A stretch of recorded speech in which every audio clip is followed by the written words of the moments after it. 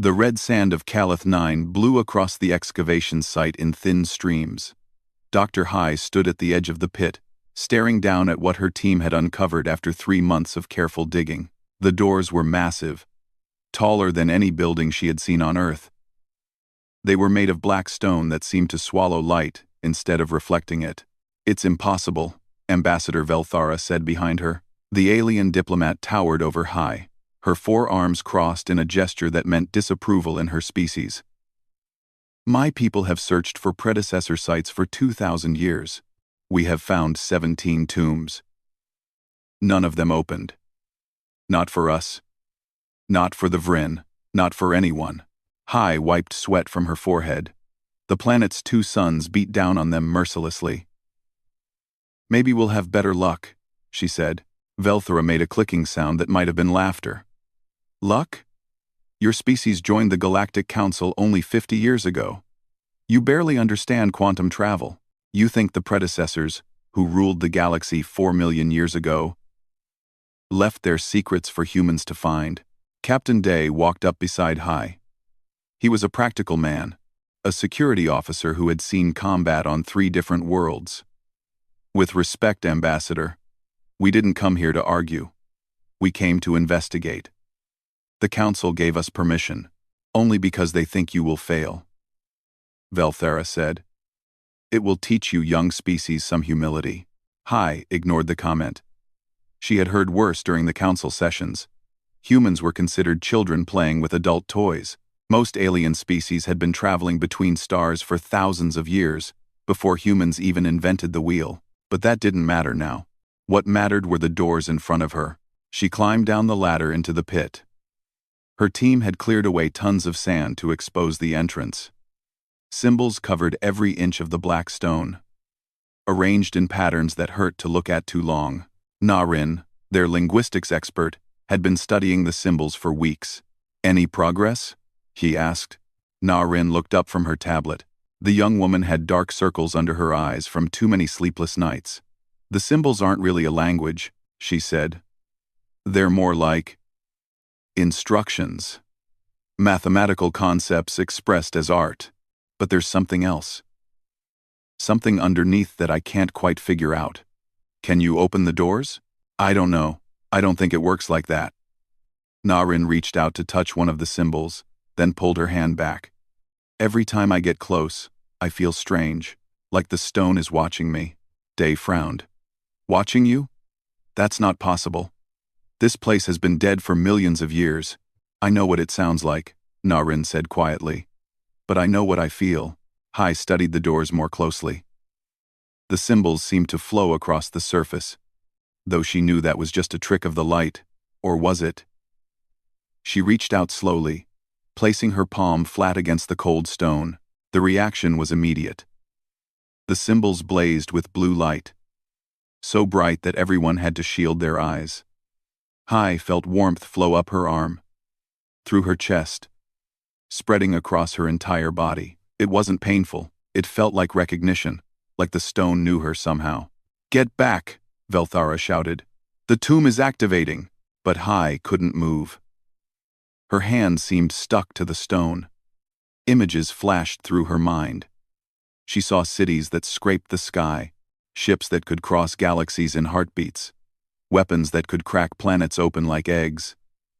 She saw beings that looked almost human, but not quite. They were taller, stronger, more refined, and they were everywhere, ruling countless worlds with wisdom and power. Then she saw them running, fleeing from something dark and terrible that consumed everything it touched. She saw them making a choice, a sacrifice so profound that it made her want to weep. The vision ended, the light faded. Hai stumbled backward, and Day caught her before she fell. "What happened?" he demanded. "What did you see?" Before Hay could answer, a deep grinding sound echoed through the pit. The massive doors began to move, sliding apart with a grace that seemed impossible for something so large. Ancient mechanisms hidden within the stone activated after millions of years of silence, still working perfectly. Beyond the doors was darkness. Not the darkness of a simple cave, but something deeper. something that seemed to have depth and texture. As if darkness itself was a physical thing, Velthara backed away from the edge of the pit. "This is wrong," she said. Her voice had lost its arrogance. Now she just sounded afraid. In 2,000 years, no one has opened a predecessor tomb. No one.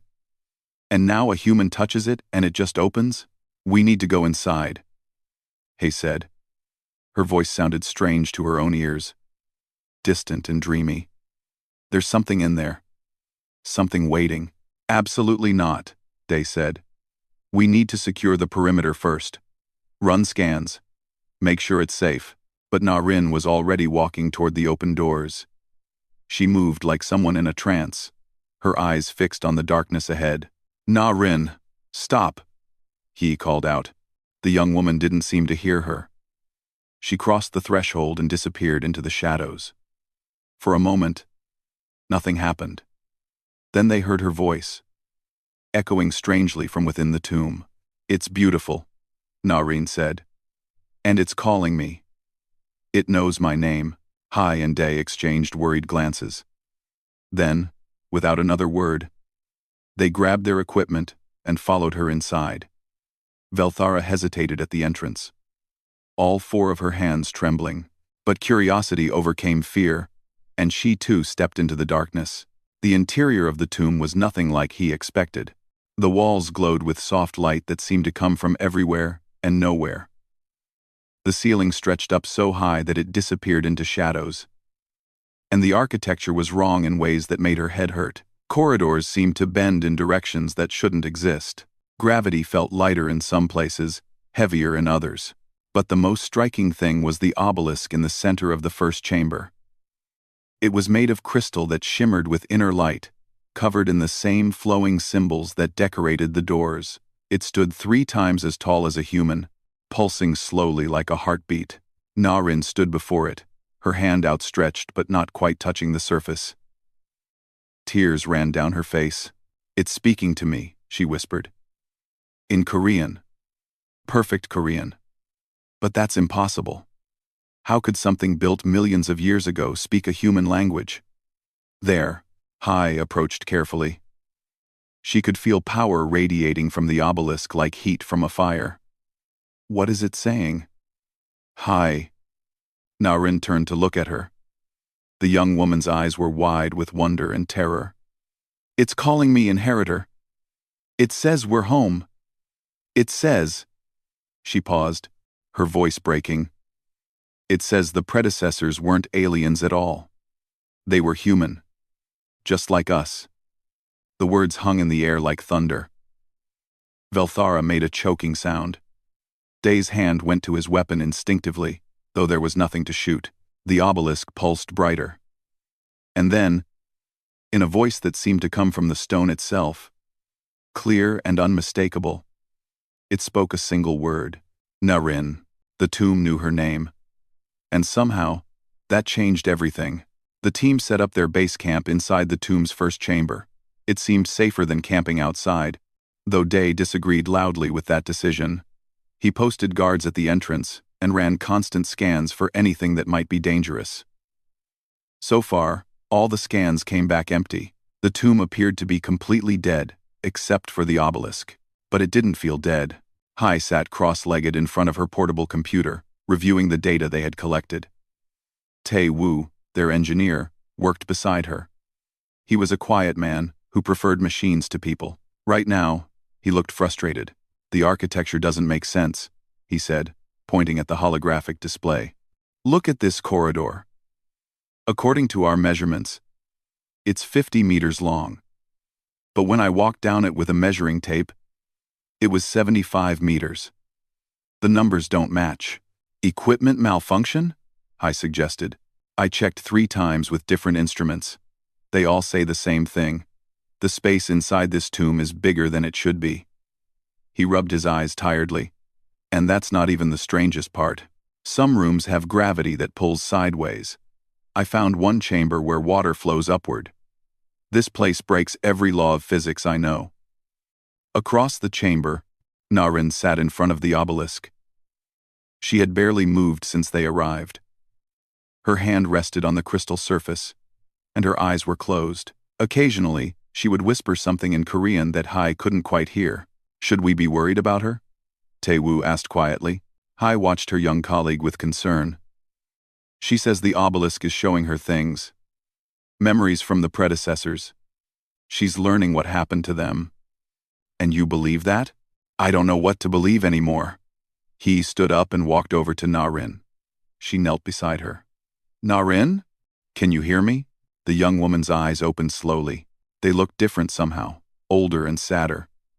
They were trying to save everyone, she said. The predecessors. They weren't running away. They were leading something away from the galaxy. Leading what? The hollows. Na-rin spoke the word carefully, as if it tasted bad. They're creatures from outside our reality. They consume everything. Matter, energy, time itself. The predecessors discovered them by accident when they were experimenting with dimensional travel. Velthara had been listening from across the room. Now she approached, her forearms wrapped around herself nervously. The hollows are a myth, she said. A story to frighten children. They're not real. They're real, Na-rin said flatly. The obelisk is showing me what happened. The predecessors fought them for 1,000 years and couldn't win. The hollows were too strong, too many. So the predecessors made a plan. They would sacrifice their entire civilization to save everyone else. That's insane, Velthara said. No species would do that. Humans would. Na-rin stood up, swaying slightly. Hai steadied her. They seeded a primitive version of themselves on a forgotten planet called Earth. They stripped away all genetic memory, all technology. Made themselves start over from nothing. Then they gathered their entire fleet and led the hollows away. Into deep space, where no one else lived. Why? He asked. Why make that sacrifice? Because the hollows tracked them by their technology, their genetic signature. If they could reset humanity, make us so primitive that we didn't register as targets, then we would survive. Even if they didn't. Na-rin touched the obelisk again, and it pulsed with light. These tombs are their legacy. Locked vaults that only activate for human DNA. They left instructions for us. Warnings, and weapons. Day had been standing near the entrance, but now he walked over quickly. Weapons? What kind of weapons? The kind that could destroy solar systems. Na-rin pointed at the walls. This entire tomb is a weapons platform. Everything here responds to human thought. I could activate defenses right now that would vaporize anything in orbit. Don't, Day said firmly. Don't even think about it. But it was too late. Alarms began blaring from Tae-woo's equipment. He ran to check his displays, his face going pale. We have incoming ships. Multiple contacts. Military configuration. They're Vryn. Velthara's eyes widened. The Vryn? Here? But why would? She stopped, understanding dawning on her face. They knew. The Council has been monitoring this excavation. They sent the Vryn to take the tomb if you actually opened it. Hai felt anger rise in her chest. You knew they would do this? I suspected. But I thought it didn't matter because you would fail. Everyone always fails. Velthara looked genuinely distressed. The Vryn are warriors. They won't negotiate. They'll take this site by force. Day was already on his radio, calling the ship they had left in orbit. Captain Byun, we have Vryn warships approaching your position. Get out of there now. The radio crackled. Captain Byun's voice came through. Tense and clipped. Negative. They're jamming our engines. We can't move. They're hailing us. They want us to surrender the landing codes for the tomb entrance. Tell them no, Hai said. They'll destroy our ship, Byun warned.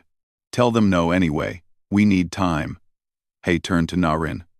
Can this tomb defend itself? Yes. But if I activate the defenses, people will die. The Vryn soldiers are just following orders. They don't deserve to die for their leader's greed. They'll kill us if you don't, Day pointed out. Na-rin closed her eyes. I know. That's what makes this hard. Tae-woo was working frantically at his computer. I'm reading energy spikes all throughout the tomb structure. It's like the whole place is waking up. Wait, I'm detecting something else. There are more tombs. Lots more. The obelisk is connecting to a network that spans the entire galaxy. How many tombs? He asked. Hundreds. Maybe thousands. All of them locked and waiting. All of them designed to respond only to humans. Tae-woo looked up at her with wonder and fear mixed together. We're not just finding one predecessor site. We're inheriting all of them, the entire network. Above them, in orbit, Commander Shantek of the Vrin fleet watched the human ship with cold satisfaction. This was going to be easy. Humans were soft, weak. They would surrender rather than watch their people die. And then, the tomb would belong to the Vrin, as it should have from the beginning. He opened a communication channel to the human vessel. You have 1 minute to transmit the landing codes. After that, we will destroy your ship and take the codes from the wreckage. Captain Byun's face appeared on his screen. She was young for a captain, Shantek noted. Probably inexperienced. We will not surrender predecessor technology to you, she said. Then you choose death. A foolish choice, but expected from humans. Maybe, Byun said. Or maybe we choose something else. Before Shantek could respond, every alarm on his bridge started screaming at once. His tactical officer shouted in shock. Commander! The planet's surface! Something's happening! On the view screen, Calith 9 was changing. The red sand was glowing, lit from beneath by blue light, and rising from the desert, breaking through millions of years of dust and burial, other structures were emerging. Towers, weapons, platforms, defensive grids, all of them activating at once, all of them pointing up at the Vrin fleet. In the tomb, Narration opened her eyes. They glowed with the same blue light as the obelisk. I'm sorry, she whispered, but I won't let them hurt my people. Hai grabbed her arm. Narration, wait. Think about what you're doing. I am thinking. That's the problem. The obelisk is offering me power beyond imagination. I could destroy the Vrin fleet with a thought. I could activate every tomb in the galaxy and give humanity enough weapons to conquer everyone. The predecessors left us everything we need to reclaim their empire. But we don't want an empire, Hai said desperately. We're not conquerors. Then what are we? Narration asked. Tears ran down her glowing cheeks. Because right now, we're targets. And I have to decide whether to save us or save my soul. The obelisk pulsed brighter, waiting for her answer. Narayan's consciousness expanded beyond her body. She could feel the tomb around her, every corridor and chamber, every weapon and shield. The obelisk had opened a connection, and through it flowed knowledge that no human had possessed for 4 million years. She could see the Vrin ships in orbit. 5 heavy cruisers and a dozen smaller attack craft. Their weapons were charged and ready. In her current state, she could disable them all without breaking a sweat. Or she could do worse. The tomb had weapons that could turn those ships into vapor. But she could also see the faces of the Vrin soldiers inside those vessels. They looked different from humans, with scales instead of skin, and eyes that glowed in the dark. But they had families, children waiting for them at home. They were people, not monsters. I can see everything, Narration said softly. The obelisk is showing me the full memory of the predecessors. Everything they knew, everything they did. Do you want to see it too? Hai hesitated, then nodded. Yes. Narration reached out and touched her hand. The connection formed instantly. Suddenly, Hai was somewhere else. She stood in a city that stretched across an entire continent. Towers of crystal and metal rose into a purple sky. Ships moved between them like schools of fish, graceful and quick. And everywhere, there were people, humans, but taller and more refined than modern humans. They wore clothes that shifted colors as they moved.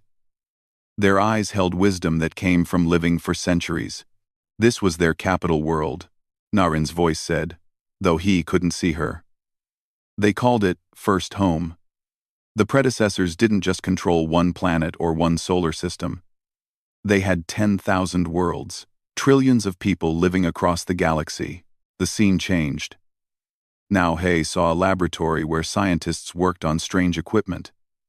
They were opening a doorway into another dimension, seeking new sources of energy.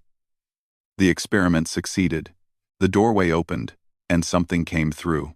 The hollows appeared as a darkness that hurt to look at.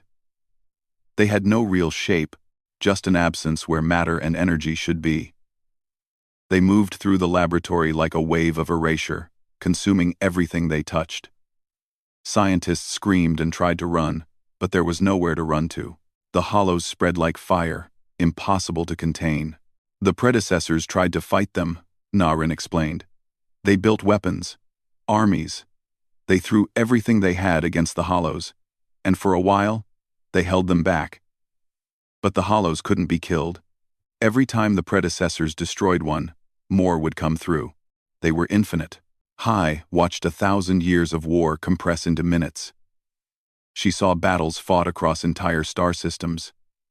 She saw worlds evacuated as the hollows advanced. She saw the slow, terrible realization dawn on the predecessors. They couldn't win. Not like this. So they made a choice, Narration said. They would save the galaxy by removing themselves from it. The scene changed again. Hai saw scientists working frantically on a project. They were modifying their own DNA. Stripping away the genetic markers that the hollows tracked, they were making themselves primitive again. They found one planet that the hollows had never touched.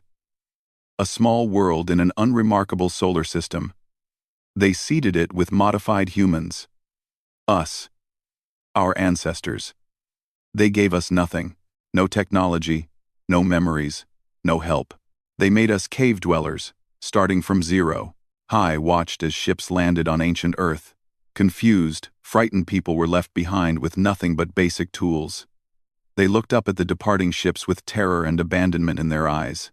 Then the predecessors took their entire fleet. All their technology, everything that made them visible to the hollows, and they ran. They led the hollows away from the inhabited galaxy, into the deep dark where no one lived. And there, they made their final stand, not to win, but to give humanity time to grow up safely. The vision showed a battle beyond anything Hay could comprehend. Millions of ships fighting against an ocean of darkness. The predecessors fought with courage and desperation, knowing they would lose, but every minute they held the hollows was another minute for their children on Earth to survive. They died to save us, he whispered. All of them. Not all, Narration corrected. Some stayed behind. They built these tombs. They went into deep sleep, waiting. If humanity ever reached the stars again, if we ever became advanced enough to find these sites, then we would inherit everything. Knowledge, technology, weapons.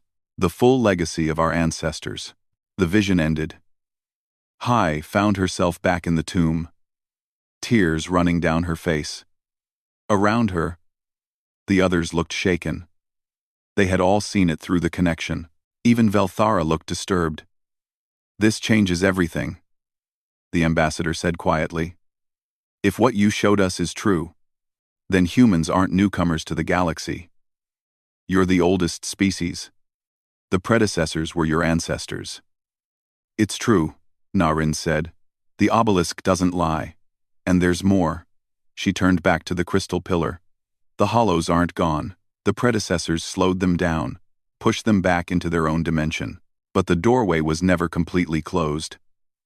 And now, after 4 million years, the seals are weakening. The hollows are coming back. Day cursed under his breath. How long do we have? 3 years, maybe less. Narayan's eyes were still glowing with the obelisk's light. That's why the tombs are activating now. Why they're responding to human DNA. The predecessors programmed them to wake up when the hollows were close to returning. We're supposed to finish what they started. Tae Wu was studying his instruments with frantic energy. This is incredible.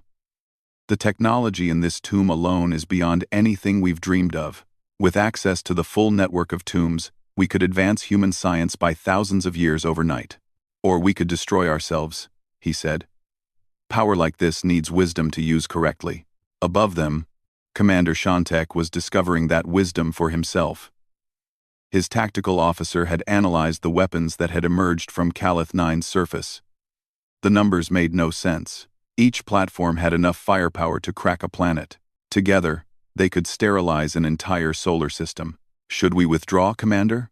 His second officer asked nervously. Shantek's pride warred with his survival instinct. Retreat meant admitting that humans, the newest members of the Galactic Council, had power that surpassed the Vrin.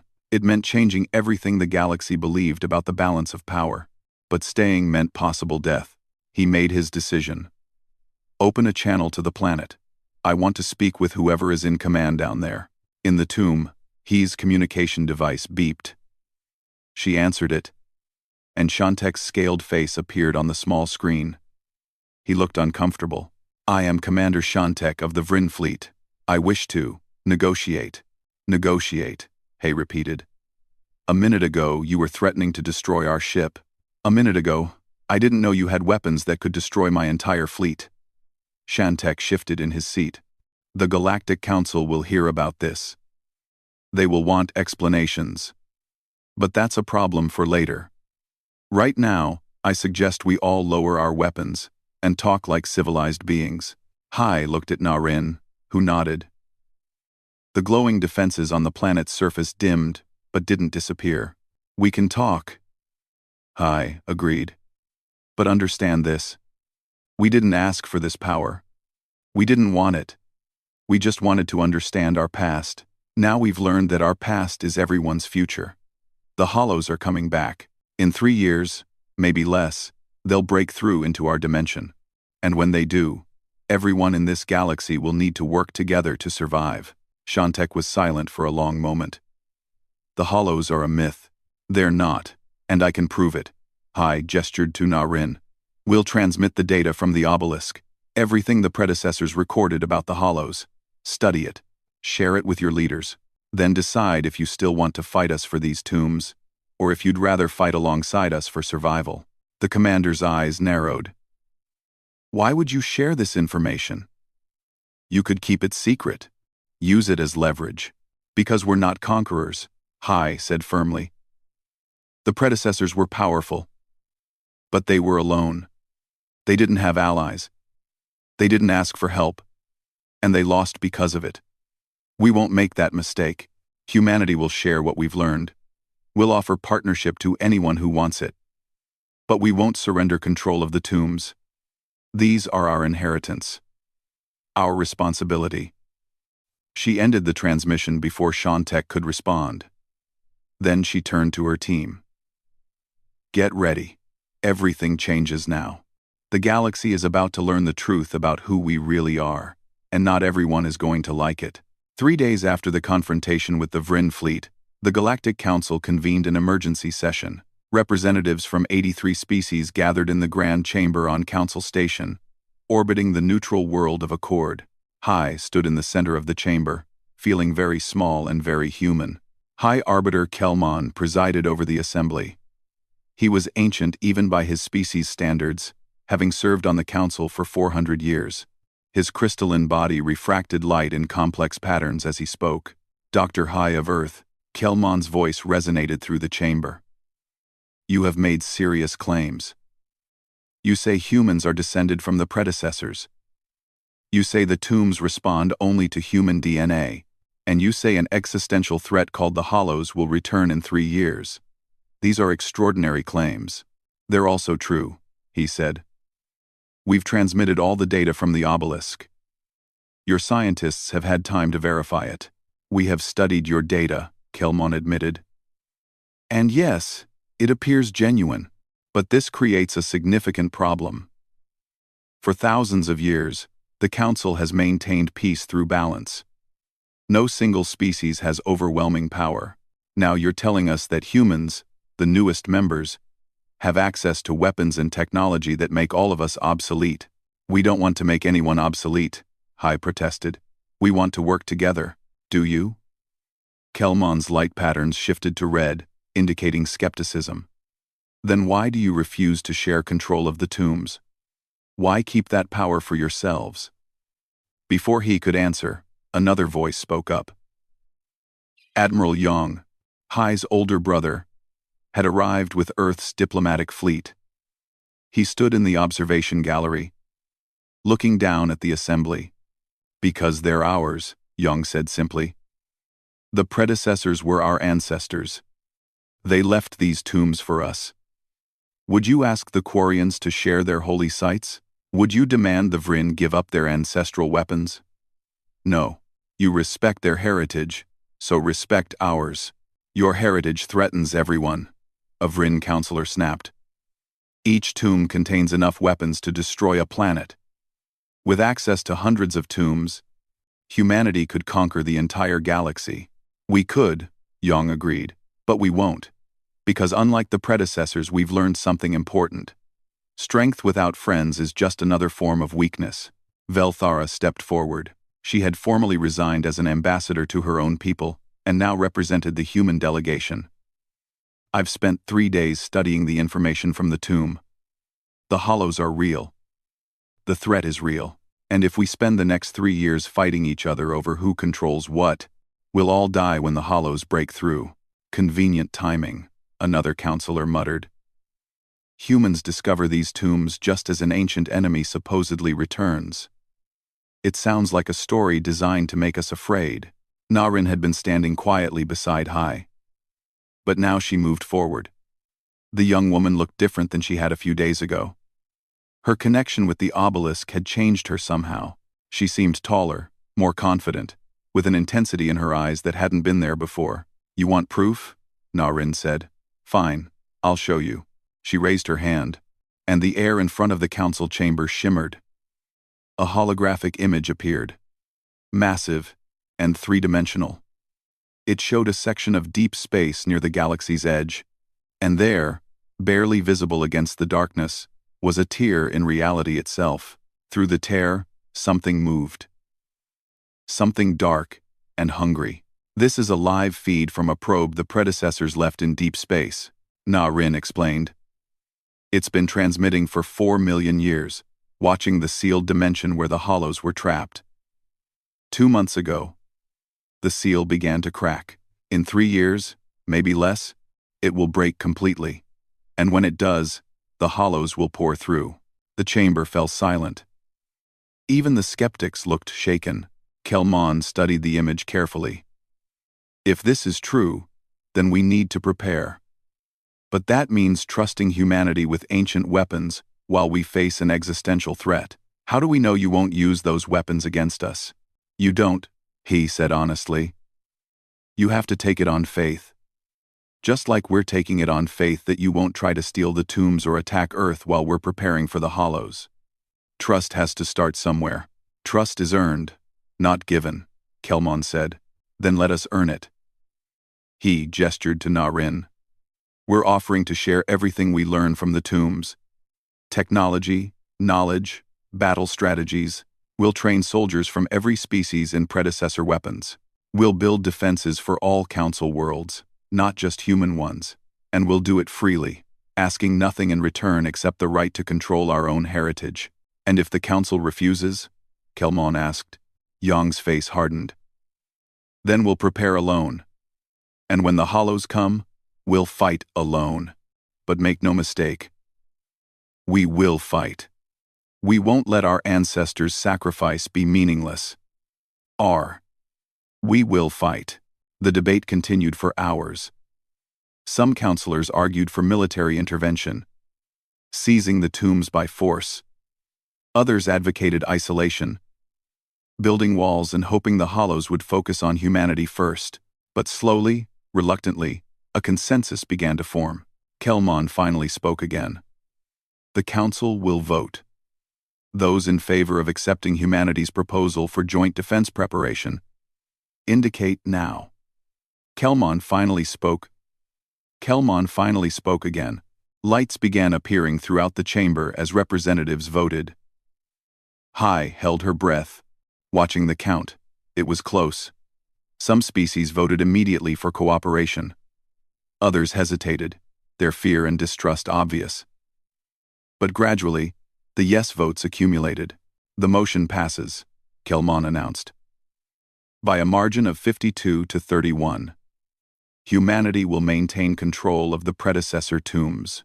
In exchange, they will share all knowledge gained and coordinate defense preparations with the Council. This arrangement will be reviewed in 1 year. Hai felt relief wash over her. It wasn't perfect, but it was a start. However, Kelmon continued, there are conditions.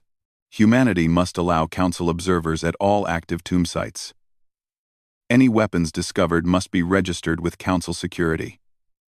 And most importantly, humans must accept help in understanding this technology. You've been in space for only 50 years. The predecessors had millions of years of development. You cannot possibly manage this alone, without making dangerous mistakes.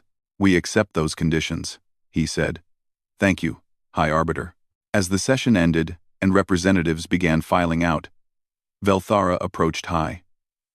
That could have gone much worse, the former ambassador said. It's not over, Hai replied. Some of those who voted against us won't accept this peacefully.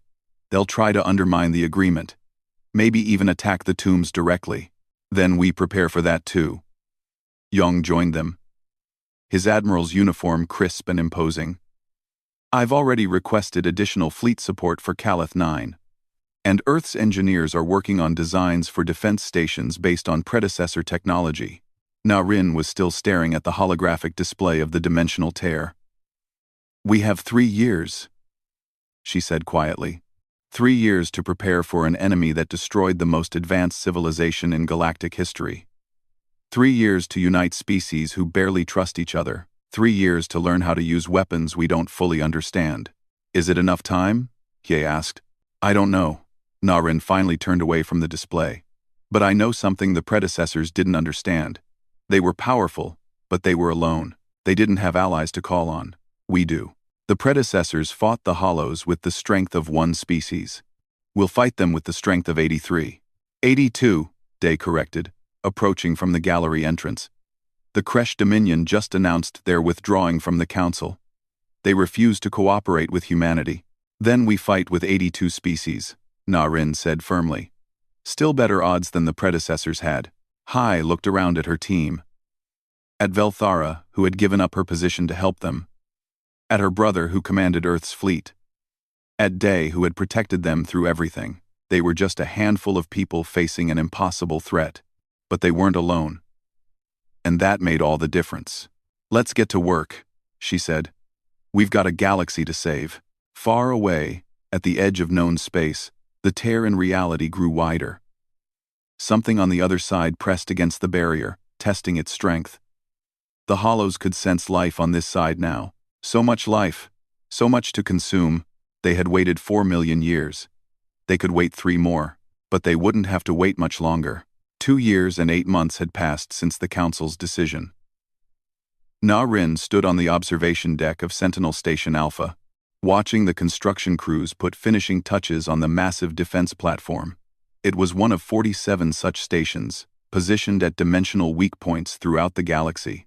Each station combined technology from dozens of species with knowledge recovered from the predecessor tombs. She looked different now. The constant connection with the obelisk network had changed her in subtle ways. Her hair had threads of silver that hadn't been there before. Her eyes held a depth that came from carrying the memories of an entire civilization. But she was still Narration. Still human. She had made sure of that. The last weapons array just came online, Tae-Woo reported, walking up beside her. The engineer had barely slept in 2 years. He'd been overseeing the construction of defense systems across the galaxy. We're as ready as we're going to be. 4 months early, Narration noted. I'm impressed. Don't be too impressed. We cut corners everywhere. Half these stations are held together with hope and improvisation. Tae-Woo rubbed his tired eyes. But they'll work. They have to. Below them, in the station's main command center, Hai coordinated with commanders from 40 different species. She'd been promoted to Director of Galactic Defense, a position that didn't exist before humans opened the first tomb. Now she commanded the largest military force ever assembled, drawing on resources from across the council. Admiral Yong commanded the fleet component. 60,000 ships from 82 different species, all training together, all learning to work as one unit. It should have been impossible, but fear of the Hollows had accomplished what centuries of diplomacy couldn't. It had made former enemies into allies. "How's the special project coming?" Na-Rin asked quietly. Tae-Woo glanced around to make sure no one was listening. "Still experimental. I wouldn't call it safe. But if everything else fails, it might work." The special project was Na-Rin's idea, born from something the obelisk had shown her. The predecessors had failed because they only knew how to fight, but Na-Rin had studied the Hollows more carefully than her ancestors did. She'd seen something they missed. Day emerged from the command center, looking grim. "We've got movement. The dimensional sensors are going crazy. The seal is breaking faster than predicted. We have maybe 2 weeks. 3, at most. Call everyone back," Na-Rin said immediately. "All ships to their assigned positions. All stations to full alert." The order went out across the galactic network. Millions of soldiers and support personnel scrambled to their posts. Civilians evacuated from border worlds. Shields went up around major population centers. The galaxy held its breath and waited. Velthara found Na-Rin in her private quarters the night before the Hollows were expected to break through. The former ambassador looked older now, worn down by years of stress and preparation. "I've been thinking about something you said when we first met," Velthara began. "You said the stone was watching you. I thought you were being dramatic. But I understand now. The obelisk isn't just a machine, it carries the consciousness of the predecessors, their hopes, their regrets, and their fear," Na-Rin added. "They were terrified when they faced the Hollows. That fear is still in the stone. Sometimes I can feel it trying to overwhelm me, but you don't let it." "No, because I have something they didn't have." Na-Rin smiled slightly. "Friends, family, people who remind me that fear doesn't have to control us." The next morning, the seal broke. It started with a tremor that passed through dimensional space. Every sensor across the galaxy registered it simultaneously. Then reality itself began to tear. At 47 points throughout the galaxy, holes opened into a darkness that light couldn't penetrate, and the Hollows came through. They moved like a living shadow, spreading across space faster than ships could travel. They consumed everything they touched. Matter, energy, even light itself disappeared into their endless hunger. Within hours, 3 entire solar systems had gone dark. The defense began immediately. The Sentinel stations opened fire with weapons that bent physics and rewrote local reality. Ships engaged the Hollows with everything they had: missiles, energy beams, kinetic weapons, exotic devices recovered from the tombs. Some weapons worked, most didn't. The Hollows kept coming. In the command center, he watched the battle unfold across dozens of holographic displays. The casualties were already horrifying. Entire fleets were being erased. Sentinel Station 12 had gone offline completely. Its crew of 8,000 disappeared. "We're not stopping them," Admiral Yong reported grimly. "We're barely slowing them down." "I deploy the secondary weapons," High ordered. "Everything we have. That'll kill millions. Maybe billions. Those are our own systems we'd be destroying to stop the Hollows' advance." "I know." "Do it anyway." The order was given. Powerful weapons that could crack planets were used to destroy space itself, creating barriers that the Hollows couldn't cross. Entire star systems were sacrificed to buy time. It was brutal, necessary mathematics. Trade a few systems to save thousands. But it wasn't enough. The Hollows adapted, found new pathways, kept spreading. Na-Rin stood in front of the main obelisk on Calith 9, her hands pressed against its surface. She could feel the entire network of tombs responding to her thoughts. She could activate every weapon the predecessors had built. She could unleash destruction on a scale that would make the Hollows look merciful. But that wasn't the answer. The predecessors had tried that. They'd built the most powerful weapons in galactic history, and they still lost. Because you couldn't kill something that wasn't really alive. The hollows weren't creatures. They were a fundamental force, like gravity or entropy. You couldn't destroy them. You could only redirect them. I need to try my plan, Narration said to the obelisk. I know it's dangerous. I know the predecessors never attempted it because they thought it was suicide. But I'm not them. And I'm not alone, the obelisk pulsed in response. Through it, she felt the approval of those ancient minds. They'd been waiting 4 million years for someone brave enough to try what they couldn't. Narration activated the special project. Deep in the heart of Sentinel Station Alpha, the experimental device came online. It was built from predecessor technology, but designed with modern understanding. It opened a doorway, not into the Hollows dimension, but into something adjacent. A place where energy flowed differently. A place where the fundamental rules of physics were negotiable. Naration's consciousness expanded through the network, touching every active obelisk simultaneously. Her awareness stretched across the galaxy. And then, she reached through the experimental doorway into that strange, adjacent space. The Hollows noticed immediately. They felt her presence like a shout in the darkness. They turned their attention toward her, their hunger focusing on this new source of energy. And Narration spoke to them, not with words. Words were meaningless to beings that existed outside normal reality. She spoke with mathematics, with the fundamental language of the universe itself. She showed them what she had learned from studying the obelisk's records. The Hollows weren't evil. They were refugees. Their own dimension was dying, collapsing in on itself. They consumed other realities because it was the only way they knew to survive. They were desperate, not malicious. Through the experimental device, Narration offered them something the predecessors never thought to give. A solution that didn't require violence. The predecessor technology could stabilize dimensions. The same power that created the tears could seal them, could reinforce reality, and make it stronger. Narration showed the Hollows how it could work, how the combined efforts of the galaxy's species could save both realities, how everyone could survive. But it required trust. It required the Hollows to stop attacking long enough for the repairs to begin. It required them to believe that these tiny organic creatures would actually help them, instead of destroying them. For a long moment, the Hollows didn't respond.